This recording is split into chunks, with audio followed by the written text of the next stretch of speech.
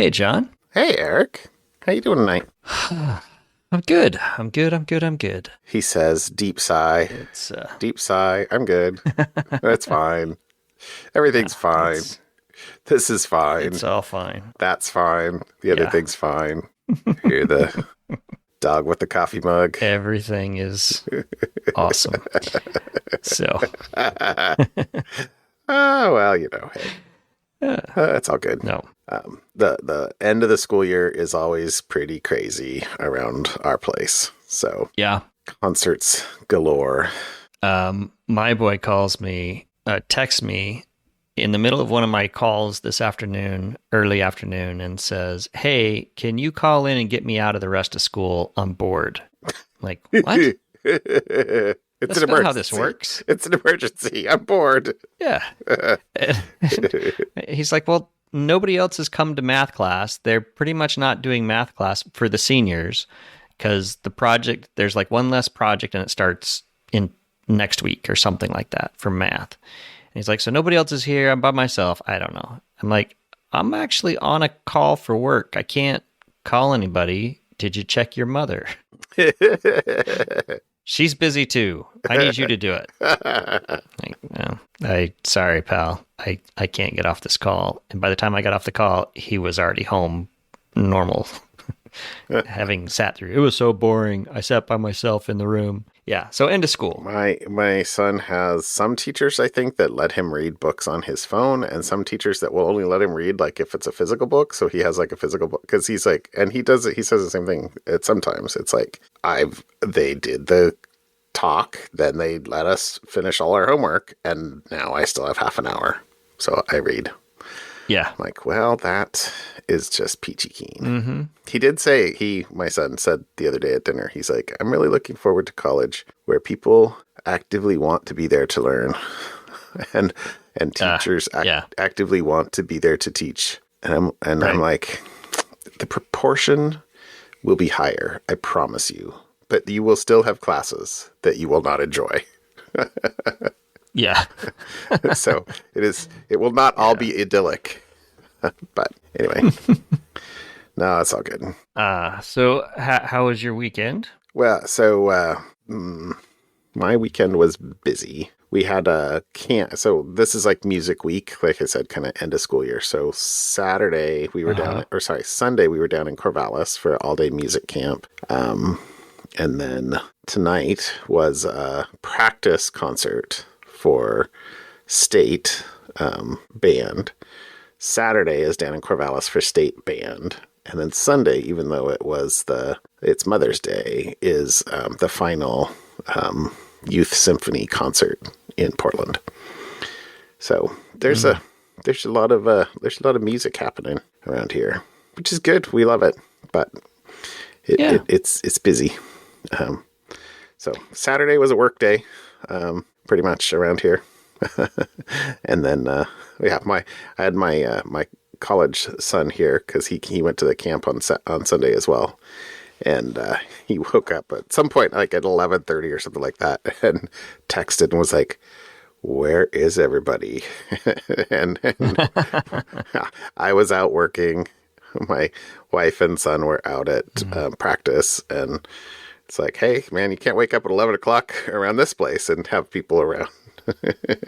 Anyway. Yeah. It's all good. It's all good. So that was good. And then Sunday I get to put honey supers on my bees, assuming that any of them are good enough. It's going to be almost hot this weekend. Like 80s. Yeah. Yeah. Yeah.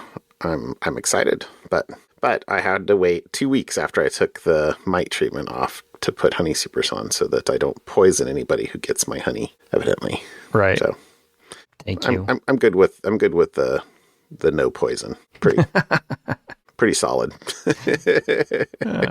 Well, so yeah. Anyway, but fingers crossed. Fingers crossed. Yeah. So, yeah. Well, talking about music, the Cacophony of Sound that is my middle daughter has returned home from college. Yes. I flew out on Sunday night and we drove home all day Monday. Okay. She played Taylor Swift's new album for me and made me rank each song. And then she shared my rankings with all her friends and roommates who told me I didn't know what I was talking about. How wrong you were? Yeah, exactly. So, no, Eric, how wrong are you? Apparently, I liked the right songs, and I disliked the right songs. But there were some where, like, how could he not like that one? That his score is too low. That one is too good to give it that low of a score. So I had a few of those. So it was a mixed bag. The minimum score is 8 out of 5. 1 to 5. Minimum score is 8. Right. Exactly. No, it was good. That's funny. And legitimate. I liked a few of them. I liked a few of them. I actually liked a few of them. They were good. Anyway, so that was my weekend was mostly driving again. 12 hours in the car. Oof. Which I don't mind. I think I said before I do enjoy it. I like driving. It's fun just to turn your brain off. I listened to the rest of my books, so I had books. So I've collected a couple other books. There's a few other books that I had read the first book for, and now the second book is finally out. So now I'm going and rereading other series. The first book, right? To remember, so I can lead into the second book. Right. So it's been, I've been doing a lot of reading over the last little bit. Oh, that's awesome. Yeah. So it's been pleasant. It's been busy. Well, yeah. I did have the opportunity to watch the first 2 episodes of The 3-Body Problem. So the probability that I watched the last 6 episodes is much higher than had I not started it at all. And okay. I enjoyed it. And I clearly must have started reading that book. Because you recognized it? But I don't think I finished it. I did. Like the whole first portion of the first episode, I was like, wait, I have read this. And then I kind of went and looked and I was like, I clearly didn't finish this though. So that must mean that I decayed off of the book at some point, not too many chapters in. Yeah, I think the books were actually on my Something Fun a year ago. Yeah. Or something like that. I want to say it was. And that's probably when you picked it up. And I think I wasn't all that high on the first book, but the books 2 and 3 kind of brought it home. And I'm glad I finished the 3-book series. Yeah. But this is one of those where, well, I think I said last week, the series was, for me, better than the first book. Yeah. It made it much more understandable. Well, I did enjoy the first 2 episodes. Language. I did enjoy the first 2 episodes. Yeah. And so I will probably finish it. But in the times that I have had, a few hours here to spare, at the evenings, I'm totally not watching TV. I'm sitting up and, kicking my feet back and reading or something. Well, you have the opportunity to download a whole bunch this summer when you go on vacation and just watch a bunch of stuff on a plane. This is true. So this is true. I'll try to get you hooked up with the thing, the must-have. I'll give you a prioritized list of Eric's prioritized list of things you should download and watch. I'm good for that, but I will also remind you that you can read on a plane as well as watch stuff on a plane, and I'm far more likely to read than I am watch. So, all right. Anyway. Fair point. Although, speaking of reading, I think I said last week that my iPad was busted, and you had said that they were going to announce new ones. And so, yes, I ordered one. And thankfully, like the next day, the case showed up, even though the iPad won't show up. Because everybody needs the case. I'm like, why did you spend next day air on something? Like, I don't understand. Yeah, that could have come by like ground. Carrier pigeon. Anyway, but so I have a case sitting upstairs, but yes. So I'm very excited about that. So which one did you get? The new iPad Air? Super expensive one. No, I got the Pro. Oh, the Pro? Yeah. Okay. Yeah. I mean, not like the... Okay. I don't know. You could spec it out for like $2,000. I'm like, I know. That was pretty crazy. Well, it's a full-on laptop. I mean, you add the keyboard and it's just a laptop. I will be curious to see it, to see how thin it actually is. I skipped through the video. It says it was thinner, so I'm assuming it. I mean, it says it's the thinnest thing they've ever made. 5.3 millimeters thick. 5 millimeters is pretty dang thin, and it's got 2 OLED screens stacked on top of each other. So I will be curious. I'll be honest. I'm sure it's an amazing device. The thing, I only was like, do I want the better screen? Do I want the M4 or the M2 or whatever? And I was like, I want this to last a long time. I'm like, I'm good. And they suckered me in. I'm wrong. You can remind me of this in 2 years. Either that or I'll gloat. But I have bought AppleCare for my last couple iPads. But only the $150, and then it's done in 2 years or whatever. And they've this one lasted me 4 years. And so, or they'll charge you $8 a month in perpetuity and we'll keep it on. And I'm like, $8 a month, $96 a year. What's the chance that I have an accidental or something happens to this iPad before I get rid of it? And I'm like, So I signed up for the $8 a month. Subscribe all the things. Just stick another needle and withdraw just another half an ounce of blood an hour out of me. But somebody's got to pay for that fancy building. But I did the math, and I was like, yeah, because I normally don't buy any of that like insurance stuff, because it's like, well, you know. Anyway, so we'll see. I might have it in 2 weeks, I think. I don't know that I'll have it for next week's podcast, but maybe the week after that. Anyway, blah, blah, blah. We'll see. I look forward to seeing it at some point. Or I could also go to the Apple Store or something, but still. Yeah, I'm sure I'll bring it to lunch at some point once I've got lunch. Anyway. All right. So, topics. So there is a ransomware gang, LockBit. They're LockBit ransomware gang. Yep. The FBI and a coalition of law enforcement officials around the world seized their website, their dark website, and had done their thing, take it down. I think we even talked about LockBit ransomware gang is a few months ago offline. And apparently, I just found this funny that they not only had seized the site and started collecting the data and everything, they are now essentially trolling the LockBit hackers because they're posting on LockBit's old site that they now own, things like, who is LockBit Sup? I guess the person, what have we learned? So they're using kind of the hacker slang, more LockBit hackers exposed, and what have we been doing?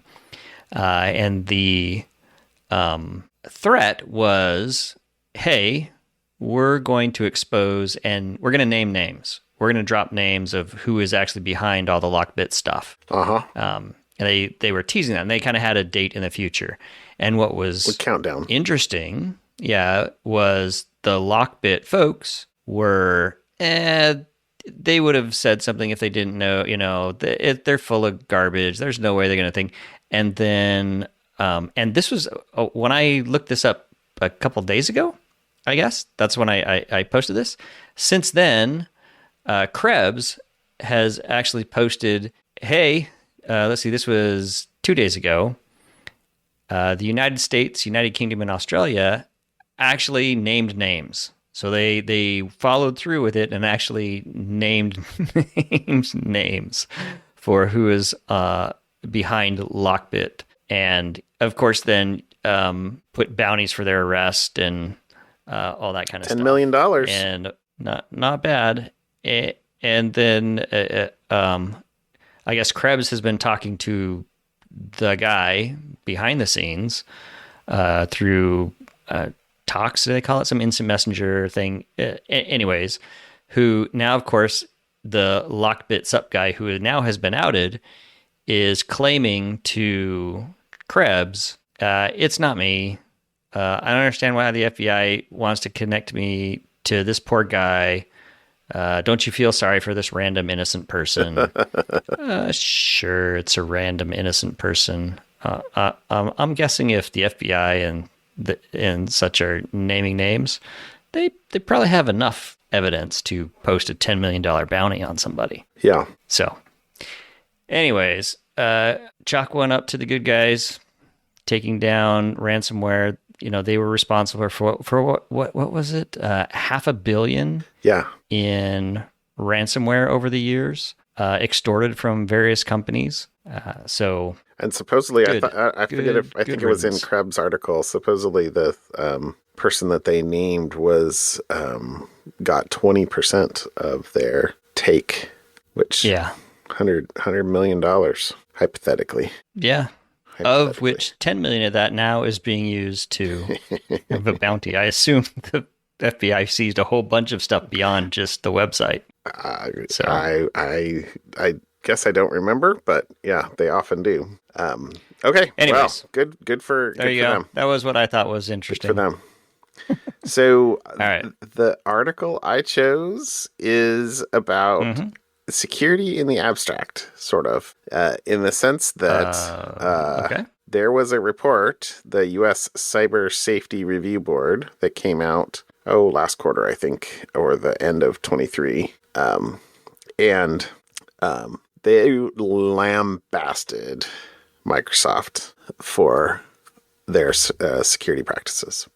So, last week, or this week, I think it was May 3rd, the Microsoft CEO, Satya Nadella, put out a all-person memo to Microsoft employees and basically was like, look, nothing is more important than security. So, okay. Yeah, so the article I'll put in here is to The Verge, where they got a copy of the full text of the memo, so you can read it there. But they said that it was, Microsoft is overhauling its security processes after a series of high-profile attacks in recent years. Security is now Microsoft's top priority, the company outlined today. So here's the quote from Satya Nadella. Well, this is the end quote from the thing. I'll have some other stuff that I'll pull out in a minute here, but it says, if you're faced with the trade-off between security and another priority, your answer is clear. Do security. In some cases, this will mean prioritizing security above other things we do, such as releasing new features or providing ongoing support for legacy systems. That's a strong statement. People like dates. People like to make their dates. So, let's see. It's interesting that he said legacy systems there, because Microsoft has built a lot of its success over compatibility. And that means sometimes, there have been a couple of instances over the years where Microsoft has actively maintained a defect for popular software when fixing the defect broke the popular software. They have bent over backwards for compatibility. It's one of the biggest things on there, as opposed to Apple, where Apple is the opposite. Or Google. Killed by Google. Yeah. Yeah. So let's see. So it says Microsoft has a long history of supporting its software products for many years past the norm, sometimes even extending this to decades of support or compatibility. Nadella drops a small hint here that the company may need to alter this approach for a secure future. Okay, so that was kind of the generic stuff, but other kind of quotes out of the memo were that, Microsoft runs on trust, and our success depends on earning and maintaining it. We have a unique opportunity and responsibility to build the most secure and trusted platform that the world innovates upon. The recent findings by the Department of Homeland Security's Cyber Safety Review Board regarding the Storm 0558 cyber attack from summer 2023 underscore the severity of the threats facing our company and our customers, as well as our responsibility to defend against these increasingly sophisticated threat actors. Going forward, we will commit the entirety of our organization to SFI. I forgot what SFI stands for. Secure something initiative. As we double down on this initiative with an approach grounded in 3 core principles: secure by design, secure by default, secure operations. So, that's awesome. I hope Cool. that they are able to follow through. It is very hard. Security is hard. Like we've said that a number of times. Security is hard. And making true security trade-offs or trade-offs to prioritize security, it like requires long-term thinking, not short-term thinking. And it's not just hard to do security. Sometimes it's hard to, for people to really prioritize security when it's, but we promised that, we have this date that has to be done by, next Friday. And anyway, it requires ongoing focus and dedication. But I'm happy to read this by Satya Nadella. Good for him. And my fingers are crossed for Microsoft in that sense. So Windows 11 is the last OS we'll see. I think it's the surface area is so large.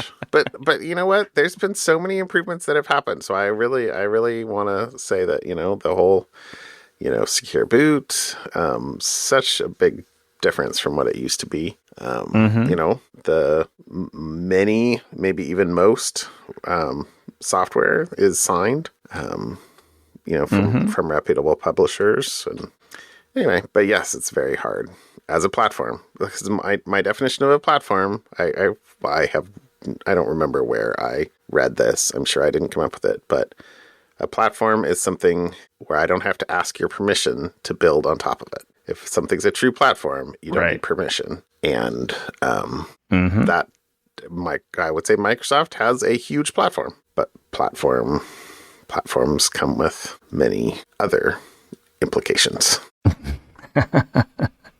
Yes. So anyway. All right. Anyway, there you go. Ready for something fun? I'm always ready for something fun. All right. So in the realm of things that you're not going to watch, but you had started the 3-body problem. So I will give you a gold star on your forehead for starting that one. This one, I thought I would wait until the series was over to basically say whether I liked it or not. But I've really enjoyed it. It's called Sugar. Okay. And it's on Apple Plus. And it is about not a detective, a private investigator who is very good at finding people. And so there's a Hollywood producer whose daughter has disappeared. And so he hires Sugar to find her. And, it's like, well, she's probably just on a drug bender. She'll show up in a few weeks like she normally does. And the Hollywood producer, it's his granddaughter. He's like, no, this time was different. Anyways, so that's kind of the plot, is he's trying to find his daughter. And since I know you're probably not going to watch it, I will ruin it. Okay, ruin it. I will ruin it. But for those of you who are in the middle of watching Sugar and you have not watched episode 6 yet, skip. Maybe jump to the next thing. But so there's your warning. Spoiler alert. So it's 8 episodes long, and the first 5 episodes are very much kind of this old flashbacks. Like, he loves old movies, and it would flash back to scenes from old movies, and it kind of has a really cool vibe, film noir thing going on, which I've really enjoyed just as to watch the episode progress and watch how he thinks. And then the very end and so it's been very down to earth, private investigator, what happens, what he does. And then he gets the very end of episode 6, he's taking this drug, and it kind of leads up to this really fast at the end of episode 6, and you discover that he's an alien. What? So this very film noir, private investigator plot line takes a major left turn at the end of episode 6. And so episode 7 comes out tomorrow. Okay. So we'll start from episode 7, basically discovering that this guy who we thought was just a private investigator, there has been no hint or no indication that he's anything other than a human private investigator. Okay. And the very end of episode 6, you're like, oh. And the whole series, all 8 episodes, is about finding the one person, not like it's not like finding a different person each time. No. No. He's trying to find, and he discovers new things each episode, and so you're kind of going along with the discovery process of what's going on, and sharing in the discovery process with him as he discovers things and his flashbacks to old movies and kind of plot. And he's just a super nice guy, and he like talks to homeless folks on the street, and he's trying to help them move on with their life. Hey, why don't you go talk? Anyways, it's very human and you're like, this is a nice guy. And then the end of episode 6, Buddy's an alien. And you're like, what? It makes no sense. That caught you out of left field. Yes. At the end of the episode, I was like, I don't know if I want to watch this anymore. I was enjoying the process. And now you threw... I love alien shows. I like, sci-fi. I'm a big fan. I did not see this one coming. So how funny would it be if in episode 7 they just ignore that they even said that at all? I will find out tomorrow. I could probably go tonight as soon as we're done here if I really wanted to stay up late and watch the.